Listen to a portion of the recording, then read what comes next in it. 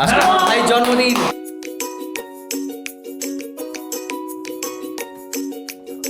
মালটা আজকে 19 বছর বয়স হয়ে গেল।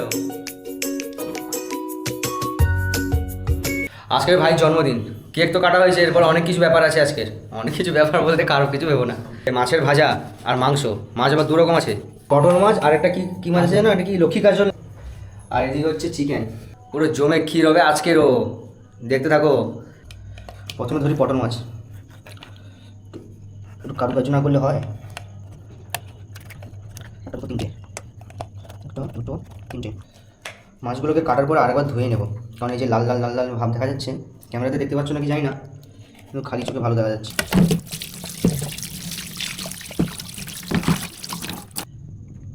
আর একটু লাগবে হলুদ, তারপরে দেবো একটু লঙ্কা গুঁড়ো।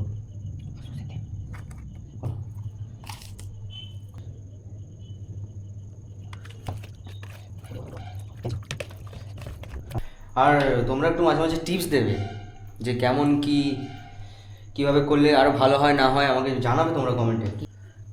ও বাবা, মনে হচ্ছে যেন এক্ষুনি খেয়ে নি, কিন্তু ওইরকম না যে কাঁচা মাছ খাবো তারপরে কই মাছ দিয়ে হচ্ছে দুধের চা, ওইসব নয়। লেবুটা কেটে দিয়ে মাংসে দেবো, এতটা লেবুই যথেষ্ট।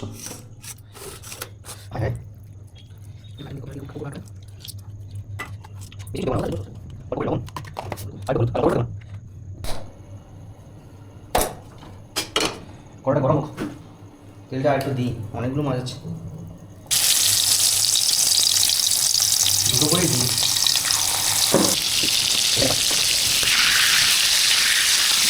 পুরো ব্যাচেলার ডিগ্রি রান্না। আমার বাড়িতে নেমন্তন্ন আছে, তোমরা খেতে আসবে না। 4 জনের মাছ, বেশি মাছ করে দিতে পারবো না তখন।